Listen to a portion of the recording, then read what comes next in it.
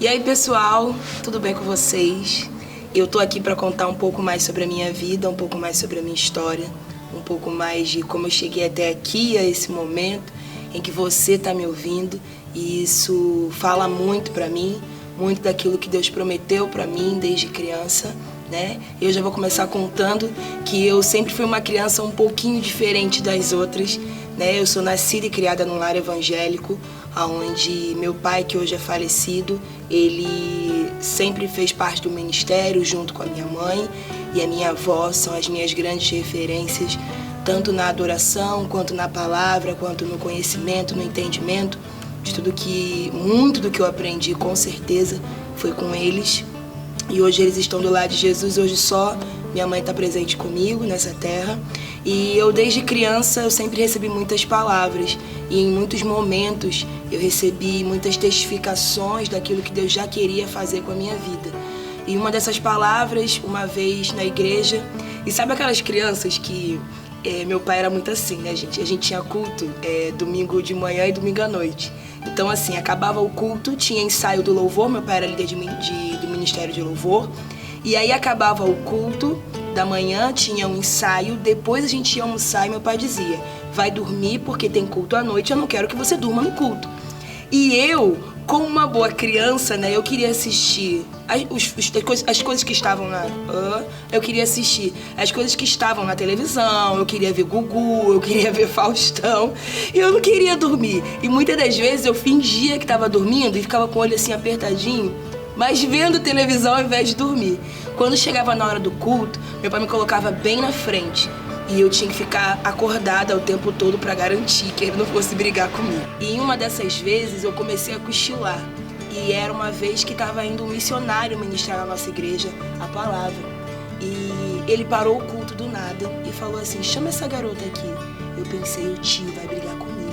Eu me lembro nitidamente disso, do meu desespero em pensar: agora ele vai brigar comigo para todo mundo ver, e meu pai vai brigar comigo também.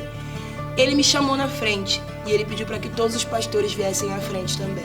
E ali ele me abençoou, e foi a primeira vez que eu me lembre, né? Houveram outras, eu era muito nova, mas foi a primeira vez que eu me lembro de alguém pôr as mãos sobre mim e declarar as nações sobre a minha vida. E ali começaria muitas coisas a acontecerem. E depois desse tempo, Deus começou a me trazer muitos dons, o Espírito Santo foi fazendo com que se desenvolvesse muito nova em mim, muitos dons, algumas chamadas já, e a música sempre foi a mais forte delas, porque minha família toda sempre se envolveu com música. Quem não cantava, tocava, ou arrumava um jeito de estar envolvido nisso. Então a música sempre foi algo que me encantou muito e sempre foi uma das minhas principais ferramentas de adoração a Deus.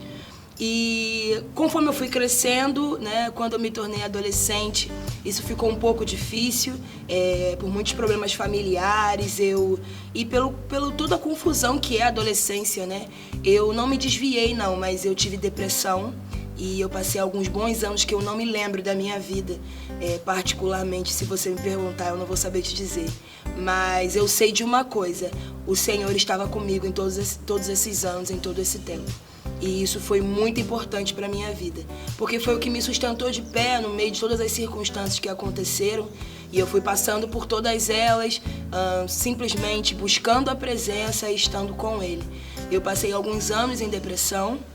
Eu tentei algumas vezes até acabar com a minha própria vida, mas o Espírito Santo, ele sempre falou comigo desde pequena. Então ele falava para mim que não era isso que ele queria para mim, e que ele tinha um plano para minha vida. E eu acreditava nele. Quando eu era criança também, voltando um pouco, meio que sem voltar, eu usava óculos, né? Eu tinha um problema de visão e eu tomei remédio controlado, né? Na época da depressão, eu tomei remédio controlado para convulsão, porque eu cheguei a convulsionar, eu tive alguns problemas até clínicos. E nessas duas ocasiões eu tenho experiências fortíssimas com o Espírito Santo de cura. A primeira vez foi com óculos, como eu falei pra vocês, e foi incrível porque ele disse pra mim que tinha me feito perfeita e que eu não precisava mais usar óculos. Talvez seja algo muito louco te dizer isso, mas eu era uma criança e eu acreditava 100% naquele amigo que falava comigo e que estava comigo quando ninguém estava. E o que aconteceu? Minha visão é muito boa até hoje. Desde que eu parei de usar óculos, eu nunca mais tive problema de visão. Quando eu tive a convulsão, eu tomava remédio controlado. E de novo, mais uma vez, o Espírito Santo disse para mim que ele tinha me feito perfeita e que eu não precisava daqueles remédios para viver. Já se passaram, acho que quase 20 anos e eu até hoje não convulsionei mais. Não voltei mais aos médicos. Minha mãe me perguntou, você não está tomando os remédios? Eu disse, o Espírito Santo falou para mim que eu não precisava tomar e que eu ia ficar boa. E eu tô aqui pra contar pra você que eu estou boa. Eu não tô dizendo pra você que você não precisa usar os médicos, eles são importantes. Existe uma sabedoria que veio de Deus sobre eles, porque é muito importante pra nós termos essa unidade com relação às pessoas e aproveitar o uso dos médicos, da sabedoria que ele vai dando a cada um. Mas o sobrenatural não pode faltar na sua vida, assim como o sobrenatural não faltou na minha vida. Então, mesmo com a depressão, mesmo com os problemas familiares, mesmo com a visão ruim, mesmo com problemas com relação à convulsão, nada foi possível ou capaz de destruir aquilo que eu tinha de relacionamento com o Espírito Santo e me fazer voltar atrás. Então, eu segui. E por um tempo, eu passei um pouco mais distante quando eu comecei a trabalhar. Eu cheguei numa forma física muito boa, eu estava me achando muito maravilhosa. Eu acho que eu tinha em média uns 18 anos e eu estava começando a ter aquele momento que você tem da vida, que você começa a ganhar seu próprio dinheiro e acha que você é dono do seu próprio nariz. Só que nesse mesmo tempo, o Espírito Santo, mais uma vez, me acolheu, me trouxe para perto e disse para mim que estava comigo. E aí ele me trouxe de volta. E aí eu continuei e estou até hoje. Já tive fases um pouco mais complexas, de aprendizados um pouco fora do que é realmente o reino de Deus e que trouxeram confusão sobre a minha vida, mas nada permaneceu além da presença do Espírito Santo sobre a minha vida. O meu testemunho é de alguém que, em meio às circunstâncias, em meio às tribulações, pôde ver a mão de Deus em cada momento e em cada detalhe. Então eu chego mais ou menos até uns 20, 25 anos. Quando eu começo, enfim, os meus trabalhos com relação à música, um pouco mais forte na minha igreja local, né, que eu faço parte, a Faith Club, aqui no Rio de Janeiro. E eu comecei a ministrar adoração e uma das primeiras coisas que eu aprendi com o meu apóstolo era que eu não deveria me importar com o que as pessoas pensavam ao meu respeito. Eu deveria focar e me importar simplesmente com aquilo que Deus falava sobre mim no altar. Só que eu não entendia isso, eu achava aquilo muito confuso. A opinião das pessoas ainda era muito forte para mim. O que as pessoas diziam ainda ditavam muito o meu jeito de viver. De certa forma, eu apaguei a voz do Espírito Santo sem perceber, achando que, dando ouvido às pessoas, eu estaria ouvindo ele também. Só que ele tinha uma revelação fresca para mim, um entendimento fresco para mim, algo que ele ia falar ao meu coração para que eu vivesse. E eu levei um certo tempo para entender isso. Pois bem, eu saí da casa dos meus pais, fui morar sozinha, eu trabalhava, tinha um bom emprego, tinha minha casa, tinha as minhas coisas. E chegou um tempo em que o Espírito Santo começou a tratar comigo e dizer pra mim, eu quero que você vá embora do Rio de Janeiro.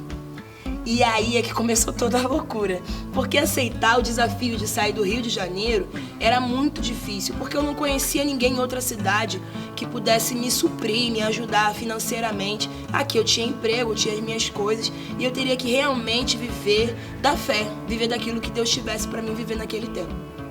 E ele começou a confrontar o meu coração com isso. Só que existe uma coisa que eu nunca vou conseguir fazer, que é resistir ao Espírito Santo. Resistir ao que ele fala pra mim. Então eu me lancei. Eu abri mão da casa, abri mão do emprego, disse para as pessoas que ia fazer uma entrevista de emprego em São Paulo e que se desse certo eu iria ficar na capital. Então eu me desfiz de tudo e fui embora para São Paulo, simplesmente com uma palavra da parte de Deus, que eu ficasse em São Paulo. Chegando em São Paulo, eu passei algumas dificuldades, sim, financeiras. Se eu disser para você que não, eu vou estar mentindo. Mas todas as vezes que a situação bateu à minha porta, Deus sempre me deu escape. Poucos dias antes, eu tenho testemunhos incríveis sobre a provisão de Deus, a mão de Deus, de como Ele me guardou. Até que eu fui parar numa fazenda missionária, morando lá 2 anos, servindo lá, né, como chefe de cozinha, que é a minha profissão primária, né, digamos assim. E eu comecei a servir nessa base por 2 anos. Lidei com muita gente, liderei bastante gente e fui muito moldada pelo Espírito Santo.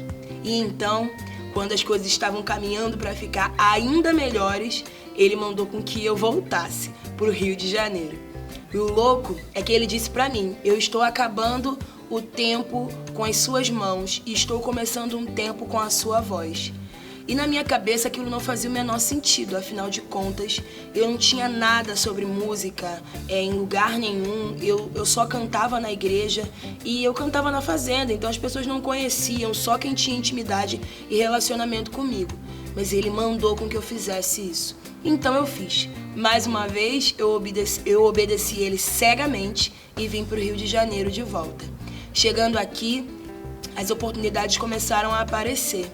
E em abril a gente gravou o nosso primeiro projeto, que é o Transbordar e Reflexos, que já está terminando até essa etapa aqui e vai começar outras coisas em breve, em nome de Jesus. E quando eu resolvi fazer, Deus pediu para que eu trouxesse algumas palavras, algumas coisas, algumas chaves que Ele colocava no meu coração e colocasse também, divulgasse essas coisas. E o louco é que o que mais as pessoas começaram a ouvir não era só a canção, mas sim a palavra. E aí ele começou a falar para mim: eu comecei um tempo com a sua voz, não importa como, não importa se é cantando ou se é pregando, eu comecei um tempo com a sua voz, e é um tempo de você ser ouvida. E isso vai falar sobre muitas outras coisas, que é algumas outras palavras que eu vou conversar com vocês no decorrer do tempo. Mas o que eu mais entendi em Deus é que chega o tempo de me expor. E às vezes a gente acha que se esconder é humildade. Só que nem sempre se esconder é humildade. Muitas das vezes é covardia da nossa parte. Muitas das vezes é um coração que na verdade é orgulhoso, mas não quer aceitar que é orgulhoso. Então se esconde para que ninguém nunca, em momento nenhum, fale alguma coisa contra aquilo. Só que chega um tempo em que uma lâmpada não pode ficar embaixo da cama. Ela precisa ser colocada no alto para iluminar a casa. Chega um tempo onde Deus expõe a gente, para que as pessoas saibam aquilo que Ele fez com a gente, assim como aconteceu com Davi, assim como aconteceu com José. E se eu continuar numerando aqui para você, a maioria das histórias começam assim. Deus sempre faz isso, um tempo de esconderijo e um tempo de exposição, porque é necessário, porque é assim que a glória dele é revelada. Sabe, quando eu comecei a compartilhar as palavras e eu comecei a receber o feedback de vocês, muitos diziam para mim: eu não aguento mais, eu não consigo compreender por que isso está acontecendo comigo, ou por que Deus está permitindo essas coisas. É porque existe um tempo de preparo, existe um tempo de esconderijo e você precisa entender isso. Eu passei por muitas coisas e eu posso dar para você testemunho em inúmeras áreas. E se você me perguntar: Joana, foi fácil? Eu vou dizer para você: não foi fácil. E não é fácil, mas não tem que ser fácil. Ele disse que nos livraria do mal, mas que não nos tiraria do mundo. Então no mundo a gente teria aflições, sim. E isso faz parte da nossa vida. O que não pode faltar, o que não pode falhar é o nosso coração. É como a gente vê as coisas e como a gente entende. Hoje eu sou grata todos os dias, porque o meu pai fez eu entender que eu precisava ter zelo pela casa, zelo por aquilo que eu fazia em Deus. Hoje, todas as vezes que vou ministrar, seja na minha igreja ou em qualquer outro lugar, eu tenho sempre um certo cuidado. Tempos de dormir, tempos de oração, a hora que eu vou descansar, a alimentação. 3 horas antes de começar a ministrar, em qualquer lugar eu já não como mais. Eu tenho todo... Você pode chamar de ritual, de como você achar melhor, mas são coisas que o Espírito Santo foi direcionando, inclinando o meu coração como zelo pela casa. E que eu aprendi com meu pai dizendo pra mim: vai dormir, você precisa ir dormir. Então naquele tempo, talvez eu não entendia, mas hoje faz total diferença. Meu pai me ensinou também, eu tenho histórias bem engraçadas. Eu uma vez estava com ele andando na rua e veio um cachorro raivoso e começou meio que latir, a vir pra cima da gente. E meu pai pegou a Bíblia e começou assim a fazer sinal como quem fosse bater nele, e o cachorro fugiu, foi embora. E aí eu na hora falei, é isso aí, pai. Sabe por que o cachorro fugiu? Porque o senhor bateu nele com a palavra. O senhor bateu nele com a palavra. E o meu pai me ensinou uma coisa muito importante. Ele falou, filha, importante não é essa capa dura. Importante é o que está escrito nela. É isso que muda a sua vida. É isso que muda a sua realidade. Então eu comecei a entender que a força não estava na minha ação, mas o quanto eu me entregava para Ele, o quanto eu me entregava para Jesus. E isso fazia com que eu ganhasse força. Assim como o versículo diz, né? Quando eu penso que sou fraco, aí é que eu sou forte. Ele aperfeiçoa o poder dele na nossa fraqueza. Quando nós pensamos que não podemos chegar a algum lugar, então aí ele diz, opa, é o meu momento. Eu vou aperfeiçoar o meu poder aonde ela não é capaz de chegar. E eu cheguei até aqui hoje. E tô contando isso pra você. Dizendo pra você que não importa o que aconteceu. A palavra diz que todas as coisas cooperam para o bem daqueles que amam a Deus e vivem segundo o seu propósito. Você pode achar ruim, você pode achar que não é bom, você pode achar até que Deus não está sendo justo com você, mas existe um propósito por trás de todas essas coisas. E cabe a mim e ao meu coração permanecer confiando naquilo que Ele falou.